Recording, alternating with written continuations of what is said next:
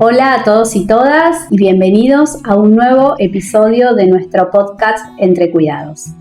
Este es un espacio que, lo hemos dicho en otras ediciones, que pretende o tiene como objetivo escuchar historias, compartir experiencias y aprender juntos y entre todos con nuestros invitados y con nuestra comunidad qué significa cuidar y ser cuidados.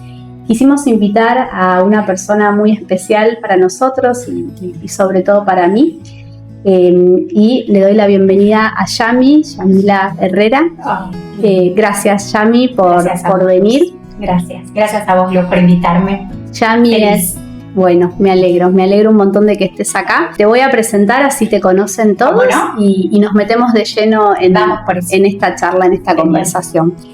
Yami es profesora de pintura y de arte. Yami también es mamá de unas mellizas que tienen de 17 años. Y Yami además es una paciente mía que compartimos un espacio terapéutico desde hace un poquitito menos que un año, ¿no? Desde septiembre. Desde septiembre, bueno, estamos justo cumpliendo nuestro primer aniversario. Sí. Y a Yami la conozco en ocasión del inicio de su tratamiento oncoespecífico por un cáncer de mama que fue diagnosticado en mayo 31 de mayo del año pasado. Sí. Así que si te parece, empezamos por ahí, por lo menos por el inicio de lo que fue nuestro vínculo y de lo que fue quizás esta segunda parte de tu vida. Perfecto.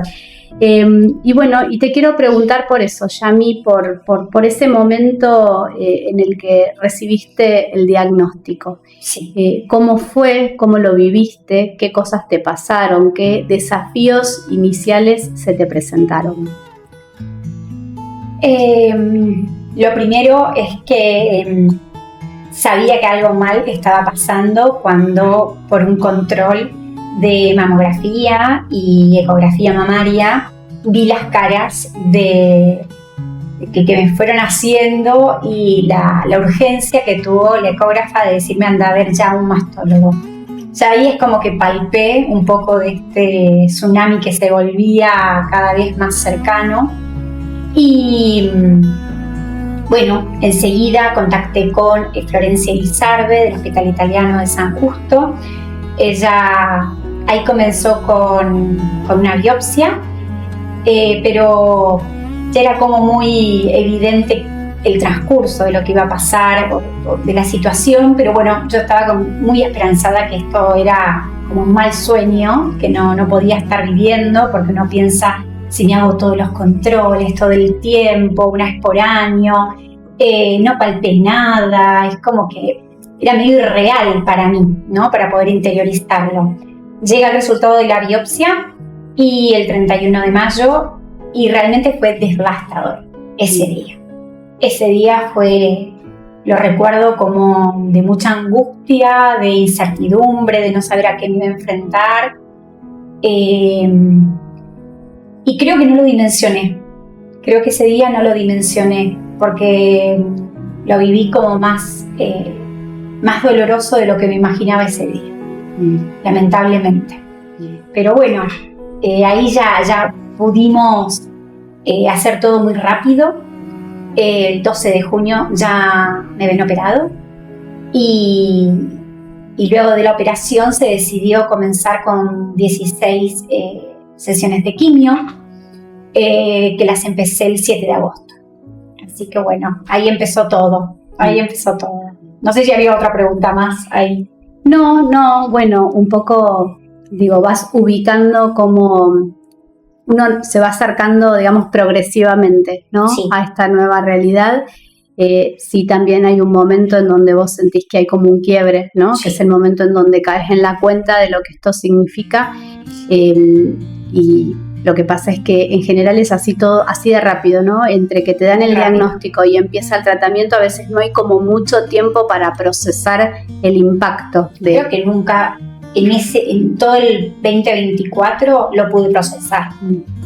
Realmente, estando en el medio de toda esta situación, entendía todo, pero mis emociones, mis sensaciones, angustia, tristeza, miedos, esperanza, todo es como mucho. Y hoy, ya ha transcurrido, porque este año también, bueno, ya vamos a llegar, pero también me operaron,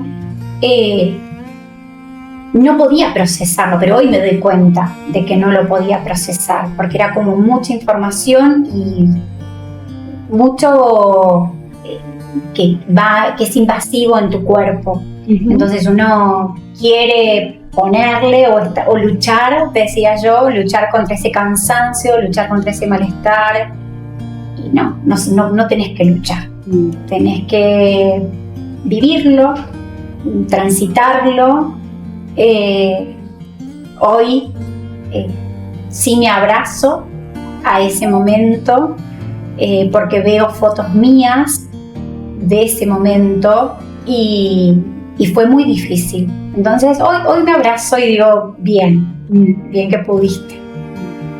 Y si volvés a ese tiempo inicial, ¿qué cosas, qué situaciones, qué recursos sentís que poco a poco, progresivamente, porque esto me parece que está bueno como ubicar la necesidad de pensar que esto es un proceso, sí, ¿no? Que requiere de tiempo y que requiere de mucho trabajo interior, sí. Y sobre todo que requiere de esto, ¿no? De paciencia y de compasión con uno mismo, ¿no? De poder entender que a veces hacemos lo que podemos y no lo que queremos o lo que otros esperan, y que esos procesos llevan tiempo y que a veces el principal enemigo es uno mismo, que se exige o se autoexige y no se permite, digamos, transitar los procesos como van pudiendo. Pero ¿qué cosas en ese momento sentís que poco a poco te permitieron ir rearmándote e ir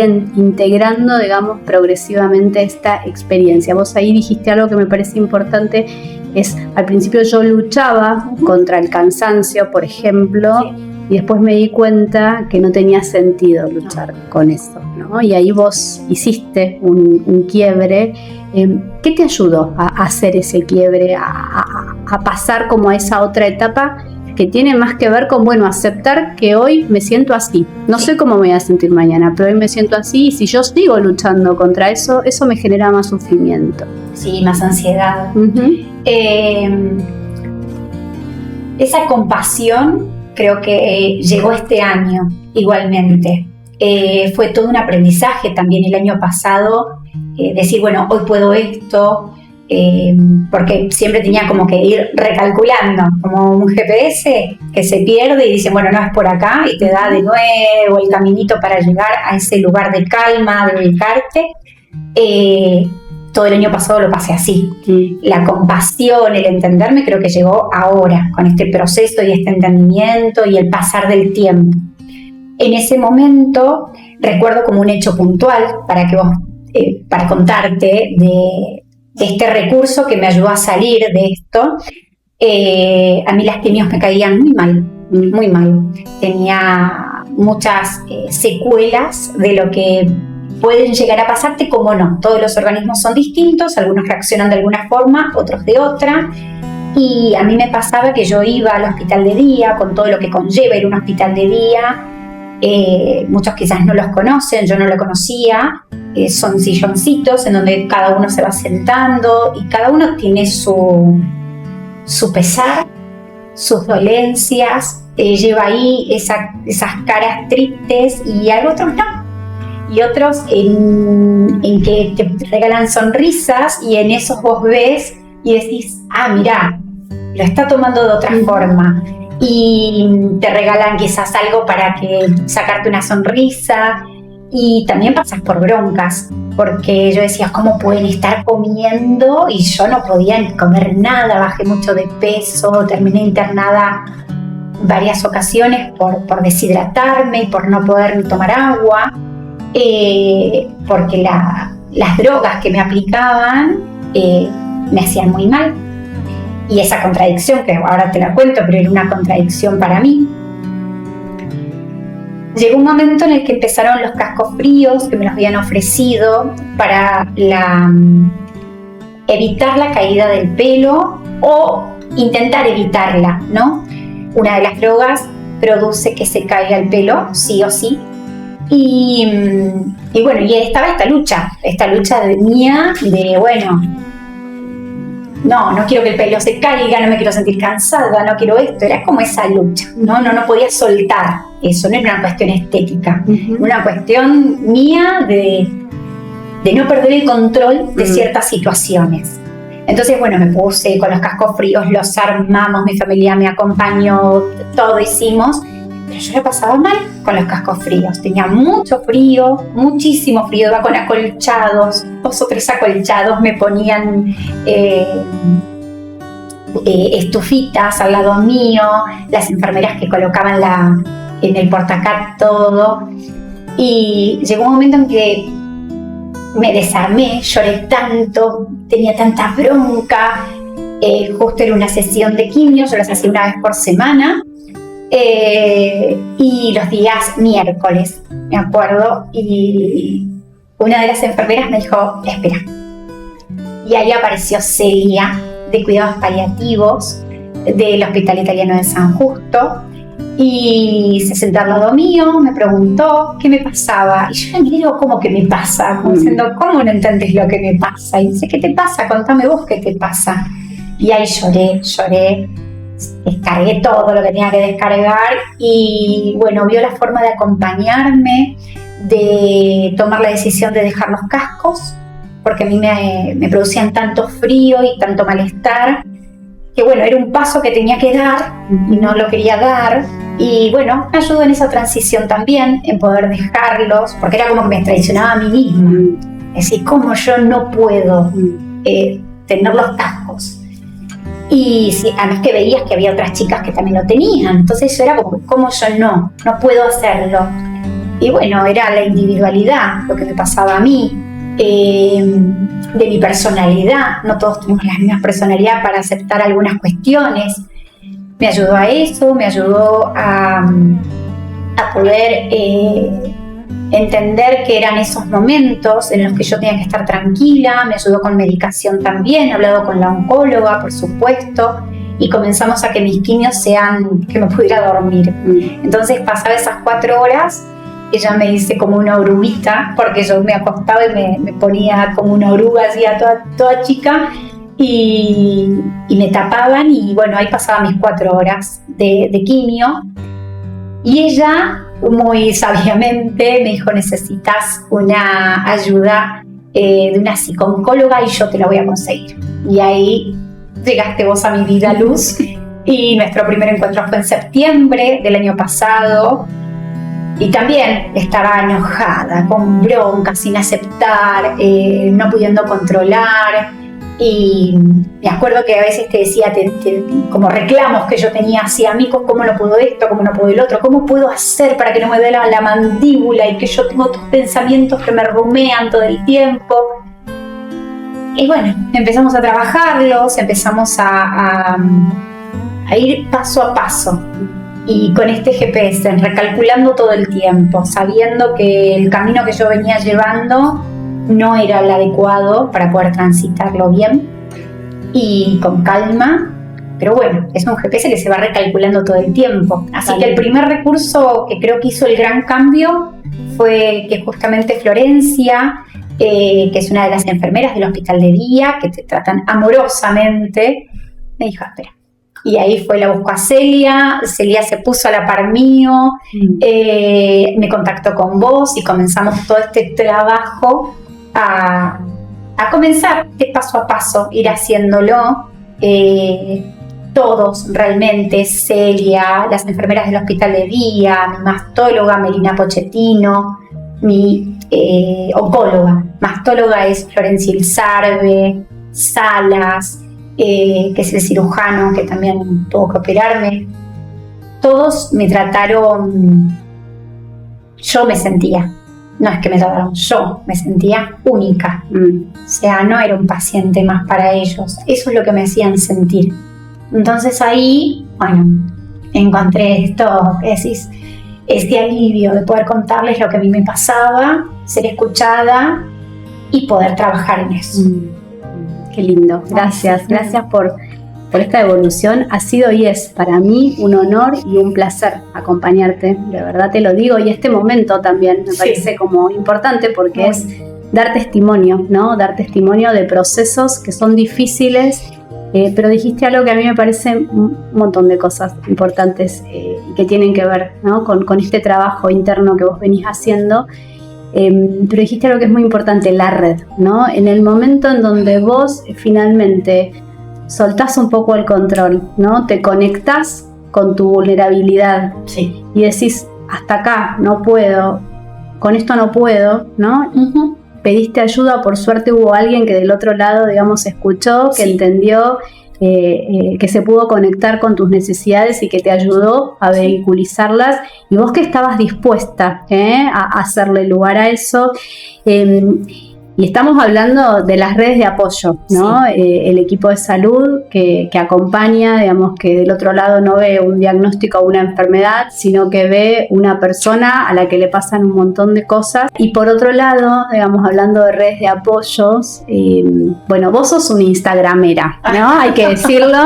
No sé si tanto, pero bueno. Pero bueno, manejás, tenés todo lo que es una comunidad muy grande de mujeres. Exacto, tenés una comunidad muy grande de mujeres, estuviste como en silencio mucho tiempo. Y recuerdo que creo que fue a finales de año o a principio de año cuando tomaste la decisión de volver al Instagram. Que la charlamos mucho. Sí, que la charlamos mucho y de contar lo que te había pasado. Sí. Hablaste de tu ejército, me acuerdo, en ese vivo. Y dijiste que sin tu ejército no hubiera sido posible seguir adelante, avanzar y bueno, y continuar en este recorrido que todavía sigue, que está en proceso. Bueno, ya hablaste de que parte del ejército es tu equipo de salud. Ese ejército también está compuesto por tu familia. No sé si querés decir algo de eso, contar algo de eso, de cómo lo vivieron ellos, de cómo lo viviste vos, de cómo lo fuiste un poco guiando, ¿no? Porque a veces la familia tampoco sabe. Lo charlamos un montón. Cómo acompañar, qué decir, qué no decir. Tal cual. Es exacto como lo estás diciendo, es el ejército del grupo médico que tenía, que me sentía súper contenida y escuchada, porque realmente recuerdo un día que me dijeron que tenía que hacerme una mastectomía, que me lo dijo Flor. Fui a verlo a Salas y lo único que hacía yo era llorar. Entonces él me dijo, tranquila, yo te voy a contar y vas a volver y te lo voy a volver a contar. Entonces, esa empatía, y es un cirujano estético, entonces, claro, era como muy contradictorio el estar llorando de esa forma, pero bueno, es ese ejército que realmente agradezco tenerlos y que me hayan tocado y con tanta amorosidad me hayan acompañado. Y está el ejército, esta red de contención que es mi familia, es mi mamá, son mis hermanos, mis 3 hermanos que pues se pusieron ahí como guerreros en primera línea a decirme acá estoy, mi grupo de amigas que también fuimos que me acompañaron y me ayudaron en todo. Y Martín, mi amor, y mis mellis. Que ellas, los 4, pudimos hacer esto. Entonces, bueno, ahí sí es algo realmente que atraviesa, porque bueno, ellas tenían 16 años en ese momento y tenían que ver a una mamá distinta, una mamá que su cuerpo estaba muy abatido, que la veían mucho tiempo en cama y que no lo ubicaban a esa mamá así. Martín no ubicaba a esa esposa así, a esa compañera que estaba siempre a la par de él. Y bueno, todos me brindaron tranquilidad, sobre todo. Me brindaron tranquilidad para acompañarme, para brindarme cariño y amor y contención. Y hubo un momento en el que también lo charlamos y que fue un gran tema para mí, era que ellos me alentaban, me decían, bueno, una menos, dale, vas, que podés, que una menos. Y me iban como haciendo una cuenta regresiva de las quimios. Y yo era una contradicción, porque realmente yo iba a hacerme las quimios una vez por semana y yo me sentía muy mal. Físicamente me sentía muy mal, no quería estar ahí, luchaba contra eso, contra ese malestar. Y sentía que me alentaban a una carrera que yo no quería correr, que era una hinchada que me decía, dale, y yo no quería correr esa carrera. No me habían ni anotado en esa carrera. Entonces sentía como una contradicción. Iba a que me apliquen unas drogas que me iban a curar, pero me iban a generar mucho malestar. Mi familia, con toda la amorosidad y con todo el cariño, alentaban. Y es esto, que uno no sabe a veces qué decir al otro, porque gracias a Dios yo tenía un buen pronóstico con todo esto que estaba haciendo, tenía un buen pronóstico. Pero el transitar eso no era fácil y había una vulnerabilidad, una fragilidad y también física, emocional y física.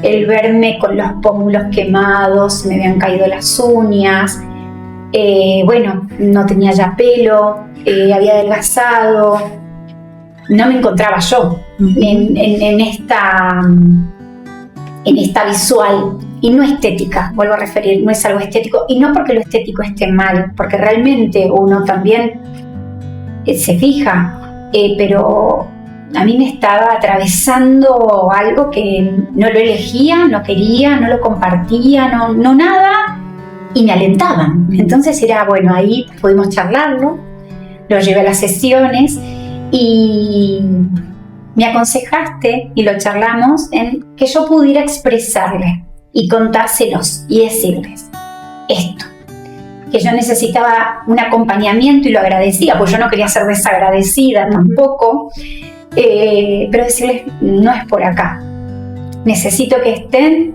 lo siento cerca, pero no alienten a esto porque no la estoy pasando bien. Entonces a veces con un abrazo, con presencia, ¿no? Digo, un abrazo, un estar, un compartir, ya estaba, y para mí era suficiente y era lo necesario, como que las palabras sobraban en ese momento porque había que transitarlo y no estaba lindo transitarlo. Entonces bueno, todo eso que pasó me hizo saber conocer más mis emociones, respetar más mis emociones, saber que no puedo controlar todo y aprender todo el tiempo, sigo aprendiéndolo, porque bueno, había una personalidad que llevaba por otro lado las cosas y esto me enseñó a poder llevarlas desde otra forma y también quererme, abrazarme, saber que lo que hice, decir bueno, lo pudiste hacer bien, porque si no uno siempre está con la vara muy alta y no es así. Qué importante esto que decís a mí, porque también pienso, ¿no?, que quizás si otra persona que está atravesando o una situación como la que vos viviste o está del lado de la familia, digamos, escuchar que a veces no se trata, ¿no?, como de esto, ¿no?, alentar, sino que es acompañar. Sí. Y acompañar significa, digamos, ponerse como al compás de la sinfonía, digamos, que el otro, digamos, puede escuchar o puede tocar en ese momento. ¿Sí? Que a veces se necesita de alguien el aliento y otras veces se necesita solamente esto, ¿no?, de la presencia, en qué te puedo ayudar, en cómo, decime vos cómo necesitas que yo esté a tu lado. Sí, y es difícil también decir qué necesita uno en ese momento, porque esas preguntas estaban, pero yo, por lo menos yo, estaba en un torbellino mental que no sabía que quería mucho. Quería sí, no sentirme así, pero ¿cómo hacía?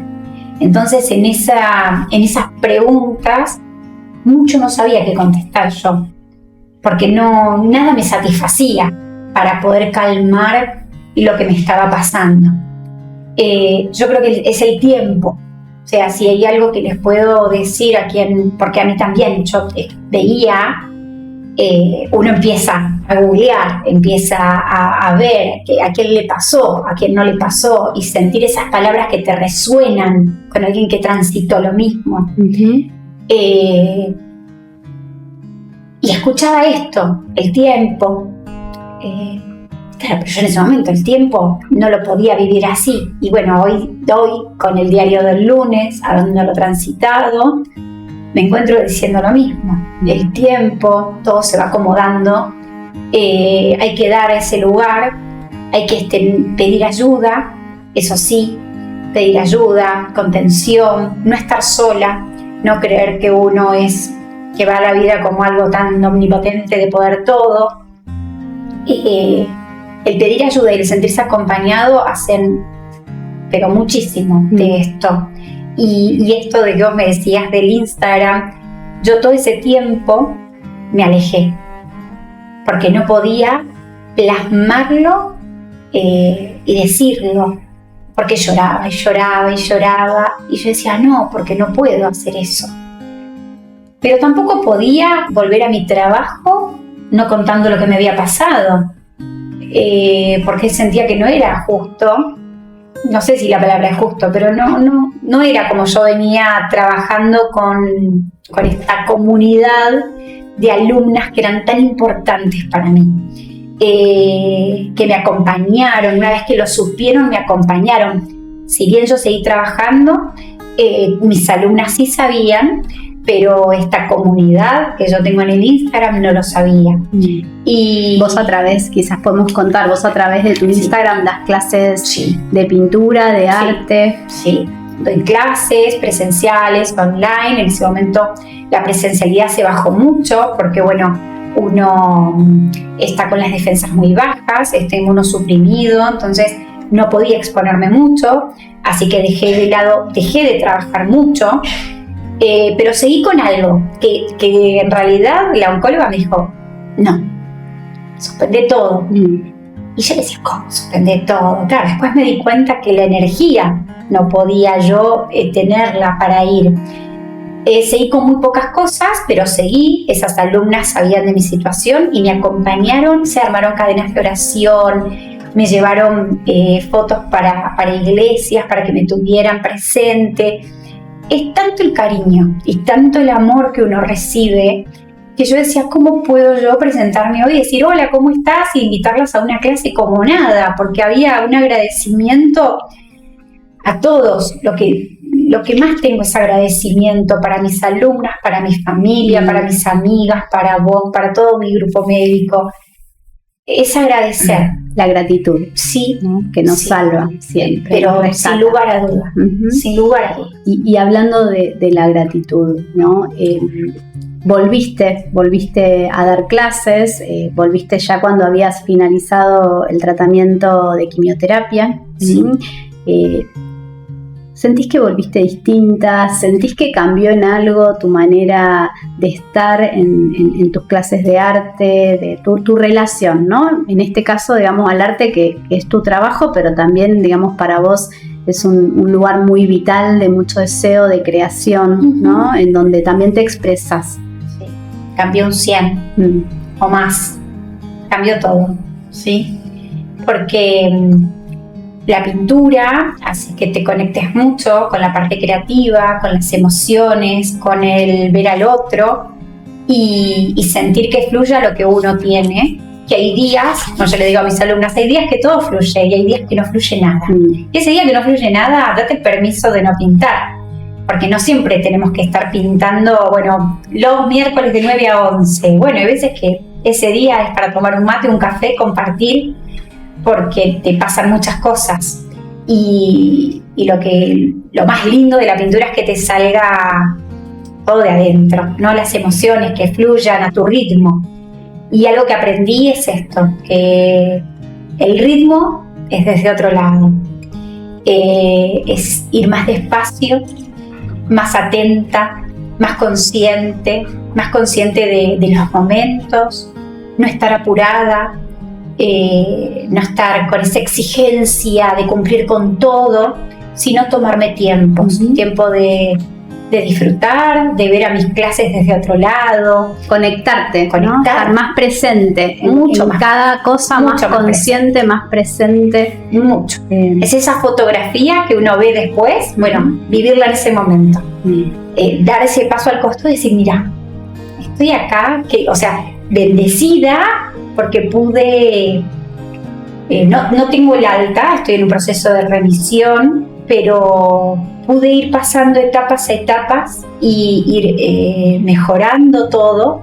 Entonces, bueno, esa fotografía que a veces uno saca y añora y dice, ay, mira qué lindo momento que pasé, qué linda tarde. Bueno, tener esa fotografía en ese momento, de poder ver a mis alumnas felices, contentas, en un espacio ameno, cálido, que me eligen para ese momento, ver a mi familia disfrutar, y entender esto, que la salud es todo, que si uno no tiene salud, el resto no tiene mucho sentido. Siempre tenemos que cuidarla, hacer los controles, no postergarlos.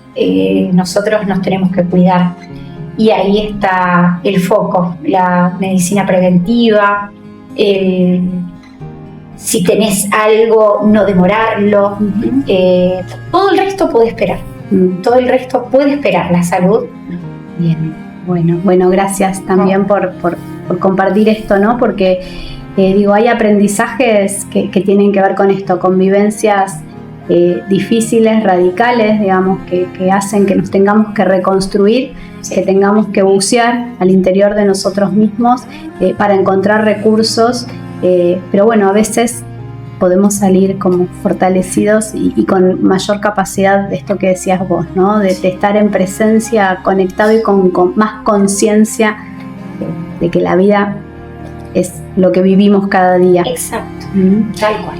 Estamos así como casi por el final, pero te quería hacer algún comentario, porque esto es algo que venimos como hablando ahora, ¿no? Digamos, la vida después de la enfermedad. Vos dijiste bien, estás como en un proceso de remisión después de la quimio, ahora estás en controles, ¿no? Sí. Y cada 4 o 6 meses, digamos, toca volver a hacerse los estudios. ¿Cómo estás viviendo esta etapa? Que es una etapa diferente a la anterior, ¿no? Pero no deja de ser una etapa frágil, en donde por ahí a veces el afuera piensa que ya está, ¿no? Y que volvemos a la vida de antes, y a veces le resulta difícil, digamos, al otro entender esto, que todavía no está, que estamos en proceso, que hay un montón de cosas que siguen siendo difíciles y que no necesariamente podemos volver a ser o queremos volver a ser lo que éramos.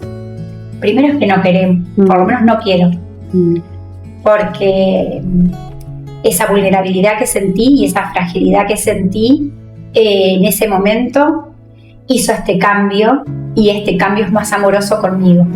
Entonces, al encontrarme yo de ser más compasiva conmigo misma, manejar otros tiempos y calidad de los tiempos que comparto, laboral, este tiempo de estar con vos acá, quizás antes no me lo hubieras permitido. Entonces, no, todo tiene su tiempo y puede darse. Entonces, bueno, ir con este orden de prioridades distinto al que yo venía, con una vorágine laboral que no me iba a ayudar a llegar a buen puerto, evidentemente. Y terminaron las quimios un 26 de diciembre, y hay como un folclore de festejo. Es hermoso porque uno deja de pasar por esa instancia del hospital de día, pero viene otro proceso, que en mi caso fue una mastectomía, y vinieron, una operación que a uno como mujer es muy disruptiva, y también entenderla, que era necesaria, y todo lo mismo, alentar en esta situación pasaba a que me decían, bueno, pero te vas a hacer una estética, mirá qué lindo, mirá qué es. No lo elijo, vuelvo a no elegirlo, vuelvo a no pasar por un quirófano para ponerme un implante. Entonces digo, me salva la vida en un montón de situaciones, pero hay otras que no, que yo entiendo que lo hacen desde la amorosidad, porque lo hacen desde ese lado, desde el cariño, pero uno no elige eso. Y el cirujano estético Salas muy bien lo entiende y lo trata y lo trabaja y está con vos desde otro lado. Cuando ingresas a un quirófano, lo mismo, todos están dispuestos a ayudarte porque saben lo vulnerable que estás en ese momento. Pasó la mastectomía, vienen todo lo que son los cuidados post-operación, empezamos con una quimio oral, empezamos con un bloqueo hormonal que trae como que se acelera el proceso de la menopausia y trae un montón de cuestiones la menopausia también. Por lo cual, todo eso que pasa, no sé si es tan tangible para el resto, pero sí es tangible para mí. Y es tangible para Felicitas, para Sol y para Martín, que conviven conmigo todos los días. Entonces este proceso de remisión no es tan agresivo, pero deja... no te deja olvidar que estás todavía en este camino. Los miedos siguen estando porque hay controles cada 3, cada 4, con distintos médicos, con la oncóloga, con la mastóloga, con la genetista, el portacat, los bloqueos, bueno, laboratorios, tomografías, densitometría. Hay un abanico que uno no quisiera conocer nunca, conoce y que lo tiene que transitar. Obviamente es una etapa mucho más liviana, no tan invasiva, pero no deja de ser otra etapa, que hay que armarse para esa etapa. Eso iba a decir, y que tiene otros desafíos. Exacto. No es que todo se terminó. No. Bueno, y por ahí estamos, hacia allá vamos, sí. O estamos yendo. Sí. Y qué bueno que podamos seguir trabajando juntas. Sí, no es. Bueno, y para cerrar, Sí. porque estamos así como pasados de tiempo, pero Sí. me gustaría si podés, como si tenés ganas, en un mensajito corto, ¿qué le dirías a alguien que por ahí está transitando un diagnóstico de una enfermedad grave, amenazante para la vida? ¿Qué le dirías? ¿Qué mensaje te gustaría dejarle? O a alguien que está acompañando desde afuera, digo, porque nos contaste todo el trabajo que vos tuviste que hacer para acompañar a tu familia, digamos, en este proceso de acompañarte a vos y de poder como ir gestionando, ¿no?, los tiempos tuyos con los de ellos. ¿Qué mensaje le darías desde donde estás parada hoy? Sí. Lo primero que le diría es que sea amoroso con él mismo o con ella misma, que sea autocompasiva, que no se exija ni para el otro ni para él, porque a veces uno en la mirada del otro, yo he visto miradas en mis hermanos, en mi mamá, en mis hijas, miradas de tristeza por verte, y uno quiere borrar esa mirada en el otro, entonces empieza a ponerse de pie antes de tiempo. Entonces, bueno, no, de saber que tenés que darte tus tiempos, que la prioridad, al menos en ese momento, sos vos, expresar todo lo que te pase, no guardarse, pedir ayuda en lo posible, pedir ayuda, contención, y sobre todo es dar batalla, aunque no tengas fuerza. Por momentos sentís que no tenés fuerza. Yo lo primero que sentía era pedirle a Dios que me dé fuerzas para seguir, porque me sentía tan mal, me dolía tanto todo, que yo sentía que no quería ir más a las quimios por momentos. Y eso nunca lo podía decir, porque era como que estaba traicionando a quienes me amaban y me aman y quieren que esté bien. Pero era un sentimiento que me invadía muchas veces. Y entonces, bueno, sí, le diría la eso. sensación de claudicar, ¿no? De que claudican las fuerzas y los recursos. Sí, le diría eso, que sea compasivo, que sea amoroso con uno mismo. Yo me acuerdo que justo para ese momento salió un tema que era Mi querida yo, y que relata esto de confiar en uno, de que hay que golpear puertas, que hay que estar tranquila. Y yo me lo escuchaba cada vez que iba a entrar a una quimio. Entonces, bueno, empecé a trabajar eso, a ser amorosa conmigo, a abrazarme, a no criticarme, a no autoexigirme y sí pedir ayuda. Sobre todo eso, que pidan ayuda para que los acompañen, que no crean que no molestan al otro, porque esto uno no lo elige. Entonces, muchas veces uno dice, no te quiero molestar porque me tienen que acompañar, y no, lo hacían desde la amorosidad de querer verme bien. Entonces, bueno, a veces es más difícil dejarse cuidar que cuidar, ¿no? Sobre todo cuando siempre hemos asumido un rol más protector y de cuidado. Bueno, Yami, muchas gracias. Tenemos para vos, si alguien me alcanza, un pequeño presente.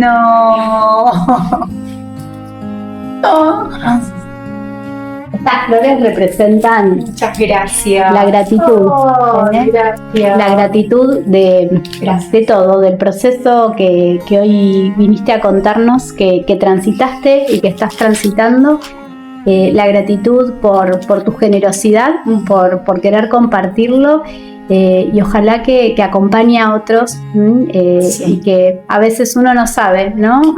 A qué corazón toca o a qué alma llega cuando habla desde el corazón. Así que te agradecemos de todo corazón habernos acompañado. Gracias, totalmente. Luz. Muchas gracias a vos. Gracias. Muchas gracias. Bueno, gracias por acompañarnos y nos vemos en el próximo episodio de este podcast que dimos en llamar Entre Cuidados.